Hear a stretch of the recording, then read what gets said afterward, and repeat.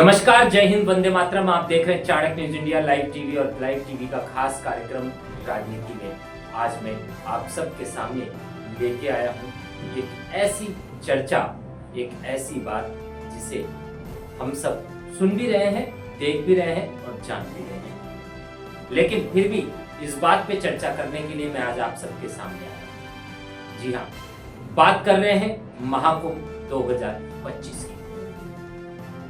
सनातन के इतिहास में 144 साल के बाद ये महाकुंभ आया, इस सदी का आखिरी महाकुंभ, जिसमें शामिल होने के लिए करोड़ों की संख्या में लोग प्रतिदिन महाकुंभ पहुंच रहे हैं। अभी तक लगभग 9.5 से 10 करोड़ लोगों ने संगम यानी कि मां गंगा में स्नान किया है। गंगा, जमुना, सरस्वती की तहजीब वाला ये संगम आखिर किस राजनीति की भेंट चढ़ रहा है? जी हाँ, संगम में योगी आदित्यनाथ के बढ़ते कद को देखते हुए विपक्ष परेशान नजर आ रहा है। पहले दिन से ही अखिलेश यादव 14 तारीख को मकर संक्रांति के दिन हरिद्वार की गंगा में स्नान करते हैं और कहते हैं संगम आस्था का केंद्र है, ना कि राजनीतिक अखाड़ा। लेकिन अखिलेश जी से ये पूछा जाए कि आखिर अखाड़ा बनाया किसने? किसी और नेता का तो कोई बयान आया नहीं, किसी और नेता ने तो कोई सवाल खड़ा नहीं किया। क्या सिर्फ उत्तर प्रदेश में एक समाजवादी पार्टी यानी कि सिर्फ अखिलेश यादव ही नेता हैं? मायावती, बसपा सुप्रीमो मायावती की तरफ से कोई बयान नहीं आया, लेकिन अखिलेश के बयान भी बोलने से बाज नहीं आ रहे हैं। आखिर संगम को अखाड़ा, राजनीतिक अखाड़ा बनाया किसने? ये चीज अखिलेश यादव को सोचना चाहिए, लेकिन फिर भी वो अपनी बयानबाजियों से बाज नहीं आ रहे हैं। आज योगी आदित्यनाथ की कैबिनेट की बैठक हुई, जो संगम के तट पर हुई, मां गंगा के तट पर हुई। कैबिनेट की बैठक में के बाद 54 मंत्रियों के साथ योगी आदित्यनाथ ने जाके संगम स्नान किया। सनातन की परंपरा है कि गंगा के तट पर आकर कुंभ के इस पवित्र समय में स्नान करना, ये एक सनातनी के लिए बहुत बड़ी बात और गर्व की बात है। लेकिन उस पे भी अखिलेश यादव बयानबाजी करने से बाज नहीं आए।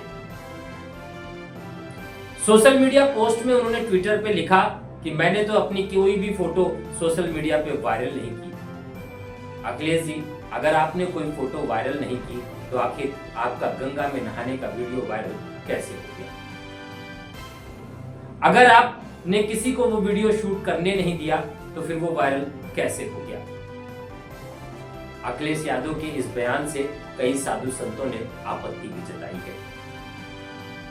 अखिलेश यादव के बयान से कई अखाड़ों में और कई महंतों ने यह भी कहा कि अखिलेश जी, सनातन पे सवाल मत खड़ा कीजिए। जी हाँ, आज उत्तर प्रदेश की धरती विश्व की निगाह में है। उत्तर प्रदेश का वो 76वां जिला संगम नगरी प्रयागराज, जो सिर्फ 45 दिन के लिए बनता है, और ये आज नहीं, जब से उत्तर प्रदेश बना है, जब से ये जमीन है, ये धरती है, और जब से ये सृष्टि है, और जब वो कुंभ का मंथन हुआ था, तब से लेकर आज तक प्रयाग यानी कि संगम नगरी उत्तर प्रदेश का 76वां जिला है, जो एक शहर टेंट का बसता है, और वो शहर सिर्फ 2 महीने के लिए कल्पवास के लिए बसता है। संगम किनारे सनातन को मानने वाले सभी संत महात्माओं से लेकर आम जनता भी जाकर कोई 45 दिन, कोई 2 महीने का अपना कल्पवास करता है।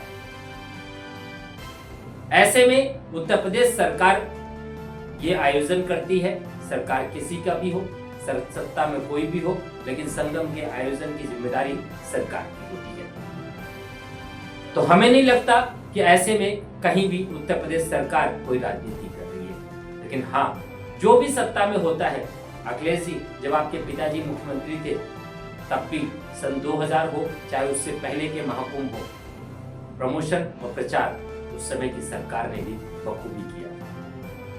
वो वक्त और था कि उस वक्त सोशल मीडिया नहीं था, इतनी तेजी से चीजें वायरल नहीं होती थी, चीजों को दुनिया तक पहुंचने में दिनों दिन लग जाया करते थे।